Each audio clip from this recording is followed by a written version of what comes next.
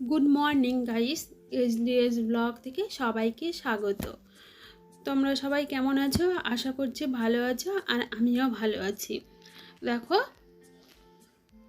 আর আমার ব্লগটা শুরু করছি বড়দের প্রণাম ও ছোটদের অনেকটা ভালোবাসা জানিয়ে এখন থেকে শুরু করছি আমার ব্লগটা।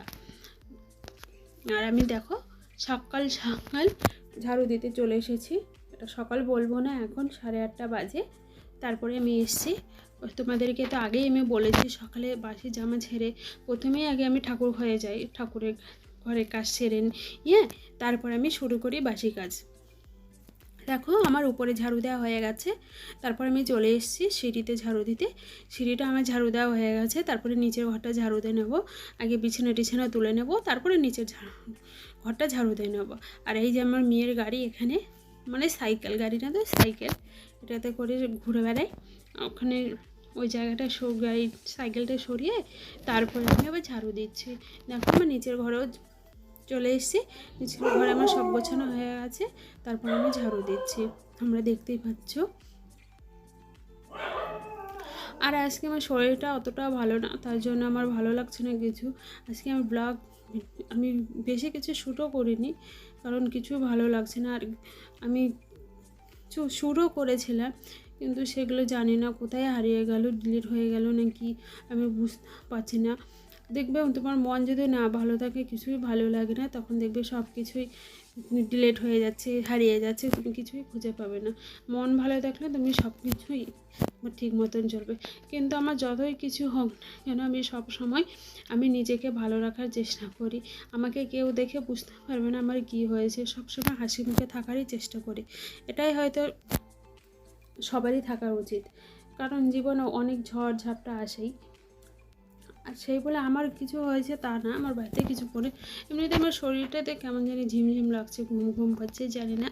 রাতগুলো হয়তো 12টা 1টা বেজেই যায় ঘুমাতে, ওই জন্য হয়তো ঠিক করে ঘুম হচ্ছে না, তার জন্য থাক ওসব কথা। দেখো আমি চলে এসেছি, এই যে তোমাদেরকে দেখালাম ওই আলমন্ড আর খেজুর, ওগুলো আমি সকালে খেয়ে নিই, তারপর ব্রেকফাস্ট করি। ওটা খাওয়া হয়ে গেছে, ব্রেকফাস্ট করা হয়েছে। তারপর এখানে কি করছে বলো তো, 4 কোয়া রসুন নিয়েছে বড় বড়। এটা আমি তেল আর মানে রসুন তেল বানাবো, কারণ মেয়েটা একটু সকালবেলা কাশি হচ্ছে, তার জন্য এই রসুনটা থেতো করে নিয়ে সরষের তেল গরম করে নিয়ে তারপর ঠান্ডা করে নিয়ে তারপরে এই তেলটাই মাখাবো। দেখবে সর্দিটা অনেকটা ভালো হয়েছে, মানে অনেকটাই ভালো হয়েছে। হাতে পায়ে বুকে ভালো করে মালিশ করে দিলে না অনেকটা ঠান্ডাটা কম লাগে, মানে অনেকটা বাঁচানো যায় এই ঠান্ডার হাত থেকে। এই তেলটা খুব উপকার। তুমি দেখো সরষের তেল ঢেলে নিয়েছি, এটা আমি ওকে ছোটোবেলা থেকেই দিই, তাতে কোনো অসুবিধা হয় না। আমি এটা দিয়েই ওকে মাখাই, আমি কোনো কেনা তেল মাখাই না, আমি কেনা কোনো কিছু ইউজ করি না। এটাই আমার ওষুধের মতন কাজ করে, তার জন্য এটাকে আমি বেশি প্রেফার করি। দেখো আমি কিন্তু গরম তেলটা গরম বসিয়ে দিলাম, এখন ফুটুক। এই যে দেখো, দেখবে এই রসুনগুলো ব্রাউন কালার হয়ে গেছে। কালো হলেও কোনো ক্ষতি নেই, কালো হলে কি বলো তো তেলটা ভালো হবে আর পাতলা হবে, আর তেলটা ভালো কাজ করবে। আমি কালো করে করবো, নামিয়ে নেবো, রসুনটা যাতে কালো হয়ে যায়, তারপরে নামিয়ে নেবো। ওর তেলটা শেষ হয়ে গেছে, অনেক দিনই হলো, ওই গরমের জন্য মাখানো হয়নি। আর কয়েকদিন ধরে ঠান্ডা পড়েছে, ঠান্ডা তো পড়েনি, বৃষ্টি হচ্ছে, আমি ভাবছি এটা করেই নেই, না হলে আবার কখন কী হয়ে যায়। এমনিতেই তো মেয়েটা শীত পড়ার থেকে ভুগছে, তাই জন্য কোনো রিস্ক নিতে চাই না, ওই জন্য আমি তেলটা সকাল সকাল গরম বসিয়ে দিলাম। এখানে আমার তেলটা দেখো হয়ে গেছে, এই যে একটু কালো কালো হয়ে যাচ্ছে, তারপর আমি নামিয়ে নেবো।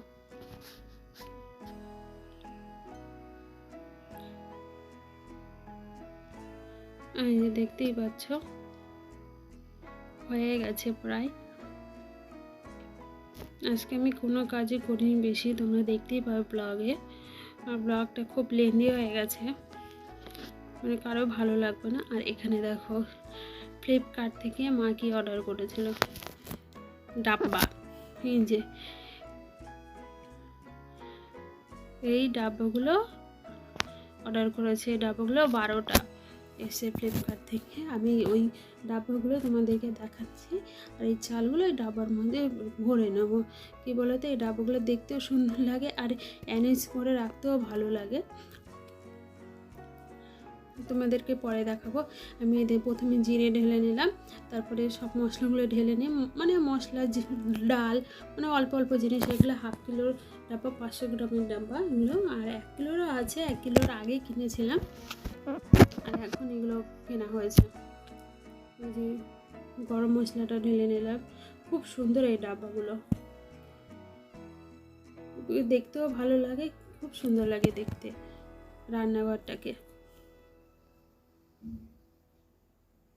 আমি সব কিছু ঢেলে নিয়ে তারপরে গুছিয়ে রাখছি, তারপর তোমরা দেখো।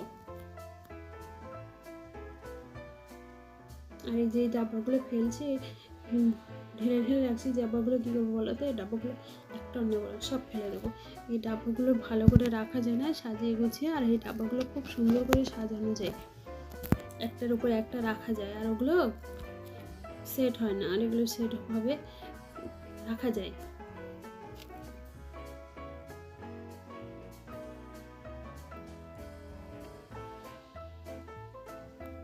চলো বন্ধুরা, দেখতে থাকো তুমি।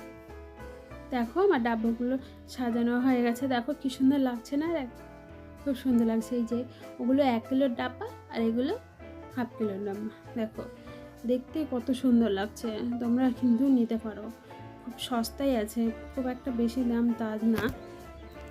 দেখো বন্ধুরা, গাছে কত বেগুন ধরেছে, এই যে তোলার মতন হয়ে গেছে, কয়েকটা তুলবো।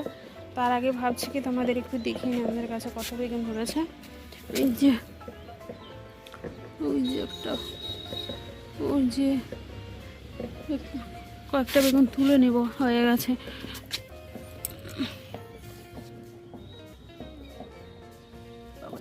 সব তো কি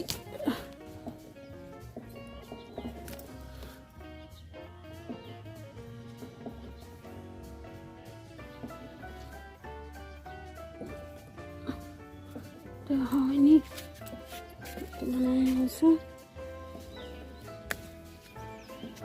এটা যে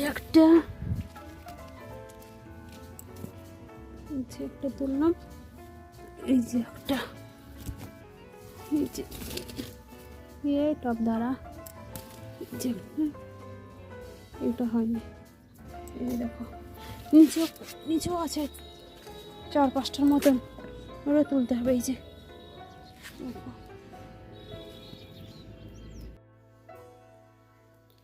আমি ছাদে গিয়ে একটা ভিডিও শ্যুট করলাম, আমি সেই ভিডিওটা আর দেখতে পাচ্ছি না, মানে এডিটিং করার সময় দেখছি আমার ভিডিওটা নেই। কী যে করি না আমি বুঝতেও পারি না। তোমাদের সঙ্গে ছাদে গিয়ে আমি অনেক কথা বলেছি, তারপর কি করব, যাই হোক।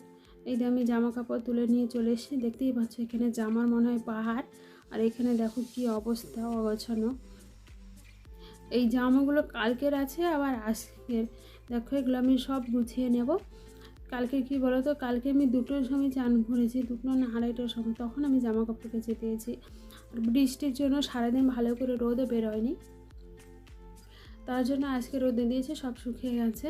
আর এখানে সবার জামা আছে, আমার আছে, মায়ের আছে, বাবার আছে, মেয়ের আছে, আমার বরের আছে, বেডশিট আছে, সব কিছু এখানে আছে। তার জন্য তো একটু তো পাহাড় হবে, তাই না? আমি সবগুলো ভালো করে গুছিয়ে নিই। আর আমি এখানে কথা বলতে চাইলাম কিন্তু কথা বলতে পারলাম না, আমাকে চোরের মতন কাজ করতে হচ্ছে। কেন তোমরা দেখতেই পাচ্ছ পাশে মশারি, মেয়েকে ঘুম পাড়িয়ে দিয়েছি, সারা বিকেল ঘুমোয়নি, এখন 6টার সময় গিয়ে ঘুমালো। তার জন্য ভাবছি ও ঘুমাক আর আমি এই ফাঁকে আমার কাজগুলো করে নিই। একটু নড়াচড়াও করছে কিন্তু আমি চুপ করে করছি, কিছু বলছি না। তারপর একটু নড়াচড়া করছে, আবার ঘুমিয়ে পড়ছে। ততক্ষণে ও উঠতে আমার অনেকটাই কাজ হয়ে গেছিলো। আর আজকে ভাবছি কি ওই যে আগে দেখালাম না, ওখানে ওই জামাগুলো সরিয়ে রাখবো, আলমারিতে তুলে রাখবো। এই যে একটা বেডশিট, বাবা মায়ে কালকে বেডশিটটা পেতেছিল, আমাকে যে কী মশা কামিয়েছে, ঘি মশা, সে তো আর বলার মতো না।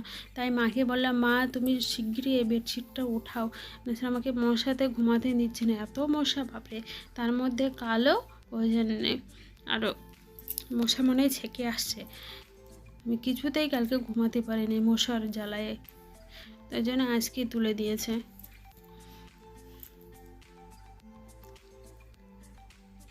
চলো বন্ধুরা, আমি জামা কাপড়গুলো গোছাতে থাকি, তোমরা দেখতে থাকো।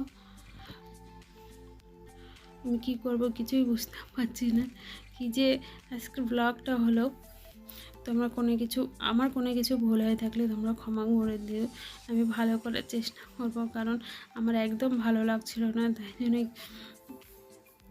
কিছু শ্যুট করতে পারিনি, তোমাদেরকে আগেই বললাম। চলো বন্ধুরা, দেখতে থাকো তোমরা ভিডিওটা।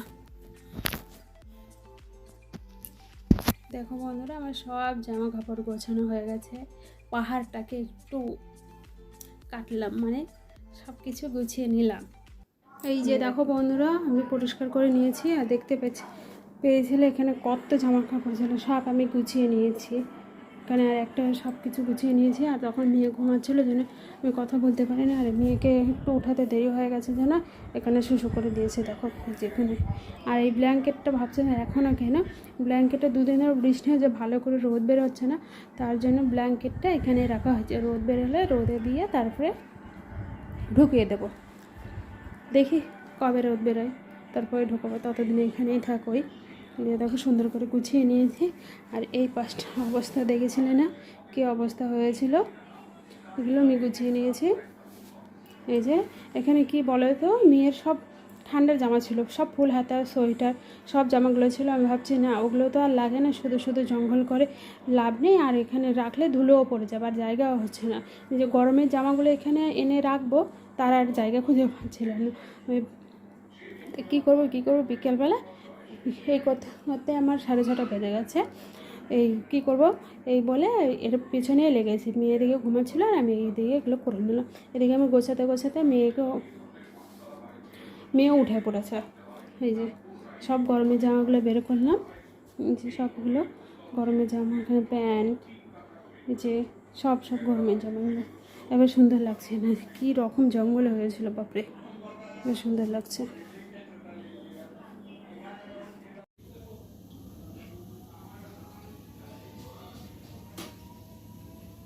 দেখো বন্ধুরা, এখন বাজে 9:30, রাত 9:30। আমি চলে এসেছি মেয়ের খাবার বানাইতে। প্রথমে কড়াইটা বসিয়ে দিয়ে তারপরে ঘি দিলাম, ও আবার ঘি ছাড়া খেতে চায় না। মেয়ের খাবারটা এদিকে বানিয়ে নিই, আর যে পেঁয়াজ আর গাজর কষ করে নিয়েছি, মেয়ের সুজি বানাবো, সুজিটা বানিয়ে নিই। আর আমি ভিডিওটা বড় করছি না, আজকে সেরকমভাবে শ্যুট করতে পারিনি, তোমাদেরকে বলেইছি আগে। আমি ভিডিওটা এখানেই রাখছি, ততক্ষণে তোমরা ভালো থেকে সুস্থ থাকো। ওকে, বাই বাই, গুড নাইট।